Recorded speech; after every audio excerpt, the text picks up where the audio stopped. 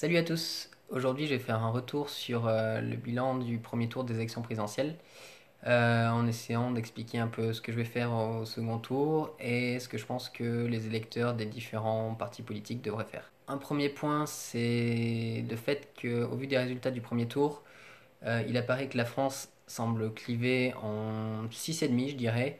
Tout d'abord en 4 vis-à-vis des résultats des plus gros candidats. On a pu voir que la France était divisée en des électeurs de gauche qui ont voté pour Jean-Luc Mélenchon, des électeurs de centre-droit qui ont voté pour Emmanuel Macron, des électeurs de droite qui ont voté pour François Fillon, et des électeurs que je ne saurais classer qui ont voté pour Marine Le Pen, des gens d'extrême droite, mais pas que, des gens qui rejettent le système, des gens qui ont simplement marre de cette plutocratie. Donc quatre grands groupes pour les votants, plus un cinquième qu'il faut quand même pas ignorer, c'est le groupe des personnes qui ont voté pour des petits candidats, qui je pense en grande partie l'ont fait par conviction politique. Et enfin un sixième groupe qui est le groupe des abstentionnistes qui représente quand même 20% des électeurs inscrits sur les listes électorales et qui je pense n'est pas à négliger non plus. Et j'avais dit 6,5 parce que je pense qu'il y a aussi parmi ces abstentionnistes un groupe un peu à l'écart qui est simplement constitué de gens qui n'ont plus rien à faire de la politique et qui n'ont pas été votés par conviction ou par des intérêts réfléchis, mais simplement parce que tout ce qui se passe, et je les comprends très bien, ne les incite pas du tout à s'intéresser à la politique. À l'issue du premier tour des élections, nous avons donc maintenant le choix entre Emmanuel Macron et Marine Le Pen qui sont arrivés en tête au premier tour. Nous voyons que le mode de scrutin actuel est loin d'être satisfaisant parce que finalement, à quelques pourcentages près, nous aurions pu avoir un second tour entre Jean-Luc Mélenchon et François Fillon. Voilà, donc nous avons le choix entre Marine Le Pen et Emmanuel Macron, le choix entre la peste et le choléra, un choix un peu cauchemardesque, il faut bien l'avouer. D'un côté, nous avons Marine Le Pen, qui est souverainiste, xénophobe, dont les adhérents, une partie des adhérents parlent de grands remplacements, parlent de république islamiste, et donc un parti qui joue sur les peurs des Français, la peur des gens qui comprennent pas trop ce qui se passe. Et en face de ça, nous avons un candidat ultra-libéral, un candidat qui me semble vraiment dangereux, qui va à l'encontre de tout ce contre quoi je lutte également. Je parle au niveau économique, qui va renforcer l'application du CETA, j'imagine, qui va peut-être même relancer les négociations pour le TAFTA, qui a déjà parlé d'aller plus loin que la loi El Khomri, qui est très européen, donc qui va continuer à démanteler l'État français. Donc vraiment deux candidats que je n'apprécie pas du tout et pour lesquels je n'ai pas l'intention de voter, mais nous y reviendrons plus tard.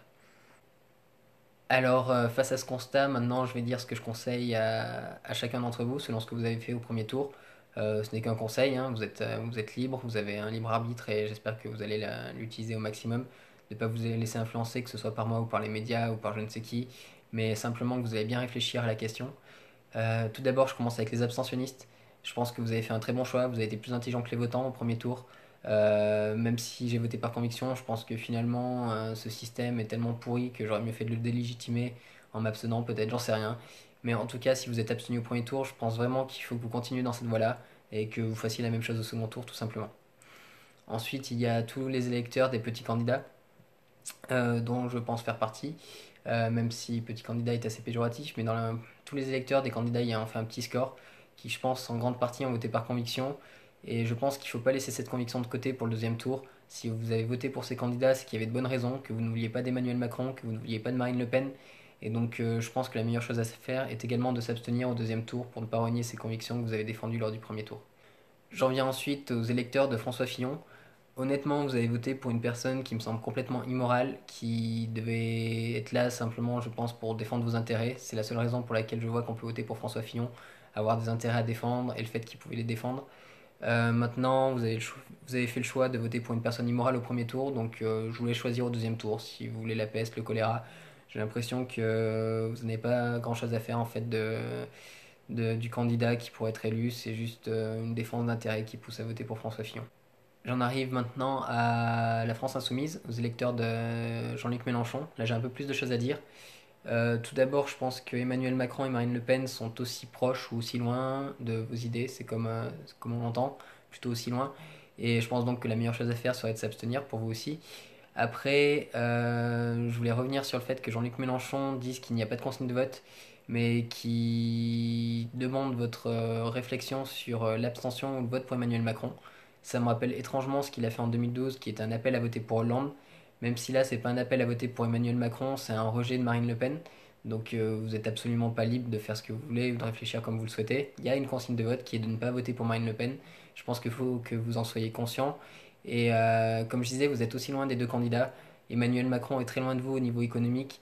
Marine Le Pen est très loin de vous au niveau des mœurs et des sujets sociétaux. Donc honnêtement, si vous hésitez à voter entre les deux candidats. N'hésitez pas entre Emmanuel Macron ou l'abstention, hésitez entre l'abstention, Emmanuel Macron ou Marine Le Pen. Voilà, je suis un peu agacé de voir Jean-Luc Mélenchon encore se faire passer pour le bon samaritain qui ne donne pas de consigne de vote, alors qu'il donne une consigne de vote et je voulais que vous en soyez conscient. Enfin, même si j'ai déjà parlé des électeurs des petits candidats, je voulais revenir rapidement sur les électeurs de l'Union populaire républicaine. Je sais que certains d'entre vous se sentent beaucoup plus proches de Marine Le Pen que d'Emmanuel Macron, évidemment, puisqu'il remet beaucoup plus en cause l'euro, l'Union européenne, l'OTAN que ce que peut le faire Emmanuel Macron. Cependant, rappelez-vous que quand on adhère à l'Union populaire républicaine, même quand on n'adhère pas, quand on est sympathisant, il y a une charte à l'Union populaire républicaine qui est de se rassembler autour des sujets les non clivants, autour du plus grand dénominateur commun qui est notre souveraineté. Mais quand on voit tout ce que défend Marine Le Pen, outre ces questions européennes, d'euro, d'OTAN, je pense que ce serait vraiment renier cette charte que d'aller voter pour cette femme. Ce serait aussi complètement contre-productif d'aller voter pour Emmanuel Macron, mais vraiment, enfin, abstenez-vous. Je pense que c'est vraiment la meilleure chose à faire. Même si la tentation est grande de faire barrage à Emmanuel Macron, le faire en allant voter pour Marine Le Pen, c'est très mauvais, ça va renforcer ce parti. Ils vont pouvoir revendiquer encore plus de votants, faire croire que ce parti est en expansion, alors que c'est simplement le rejet des Français qui est en expansion. Donc voilà, s'il vous plaît, abstenez-vous. Je pense que c'est vraiment inutile et complètement idiot d'aller voter pour Marine Le Pen. On sait tous qu'elle passera pas et c'est simplement la renforcer que d'aller voter pour elle. J'en ai presque fini, je voulais juste revenir sur le fait que je parle d'abstention depuis tout à l'heure et pas de vote blanc. Je pense tout simplement que le vote blanc va être faible, même s'il monte à 4-5%, ça va toujours être un vote assez faible, alors que l'abstention risque d'être vraiment massive lors de ces élections. Et quoi qu'en pensent certains qui pensent que même si 10% des Français allaient voter, le candidat élu serait au pouvoir et ça ne changerait rien, je pense malgré tout que s'il y a 60%, 50% des Français qui s'abstiennent, ce sera loin d'être négligeable.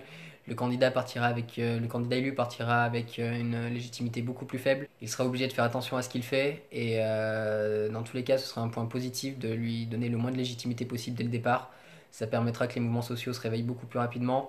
On sait tous que de nouvelles lois issues des GOPÉ vont arriver bientôt. Je pense vraiment qu'il faut que le président ait le moins de marge de manœuvre possible. Et ça me fait aussi revenir à ce propos sur les législatives qui sont bientôt. Dans tous les cas, revoter par conviction au premier tour, hein, c'est vraiment important. Mais au deuxième tour, la chose la plus intelligente à faire pour moi serait de voter en faisant opposition et barrage au candidat du président à chaque fois pour qu'il n'ait pas l'Assemblée nationale avec lui, pour qu'il n'ait tout simplement pas les moyens d'agir et d'appliquer son programme qui, dans tous les cas, va être mauvais. Donc voilà, il y a ces législatives qui vont nous permettre de faire barrage, il y a l'abstention massive qui va nous permettre de délégitimer le président qui va venir, et je pense que c'est vraiment aussi le moment pour les gens de la France Insoumise, les gens de l'UPR, les gens d'autres endroits, même les abstentionnistes, de commencer à nous réunir, de commencer à nous mettre d'accord sur l'idée de faire un réseau, de faire une solidarité massive, pour pourquoi pas faire une grève massive, des blocages nationaux très prochainement, quand les premières lois issues des GOPÉ vont apparaître. On a essayé de défendre notre candidat au maximum pendant ces élections. Là, on va vivre une période de 5 ans très difficile. Donc je pense qu'il faut un peu abandonner notre côté partisan et réussir à tous finir à sortir en nombre beaucoup plus grand que pour la loi El Khomri. Il faut qu'on soit des millions dans la rue, qu'on montre qu'on veut plus de ce système, car tout autant qu'on est, on veut plus de ce système, que ce soit les gens du PR, les gens de la France Insoumise, les abstentionnistes, et on représente la majorité des gens. Donc vraiment, unissons-nous et je pense qu'on peut vraiment changer les choses. Voilà, j'ai fini cette vidéo. Je pense vous avoir fait part de toutes mes idées sur la question, vous avoir montré que pour moi la meilleure solution était l'abstention. Si Emmanuel Macron et Marine Le Pen pouvaient ne pas rassembler plus de votants au deuxième tour qu'au premier, ça montrerait vraiment qu'on les rejette tous les deux. Ça montrerait aussi qu'on ne s'est pas laissé duper par les médias, qu'on ne s'est pas laissé duper par le Front républicain et qu'on ne s'est pas laissé duper non plus par l'idée que Marine Le Pen pouvait atteindre le poste de présidente. Parce que vous aurez beau aller voter pour elle, il y aura toujours suffisamment d'abrutis qui auront voté pour Emmanuel Macron pour qu'elle ne passe pas. Donc simplement abstenez-vous, montrons qu'on est 50% d'abstentionnistes, 60% d'abstentionnistes et comptons-nous. On peut se compter par l'abstention également et je pense que c'est l'occasion idéale de le faire, savoir combien nous sommes à vraiment rejeter le système. Car même si c'est par Front Républicain que vous allez voter, on ne pourra pas vous compter de cette manière-là. Et la seule manière de savoir vraiment qui délégitime ce système, c'est les abstentionnistes. Donc soyons nombreux au deuxième tour à nous abstenir.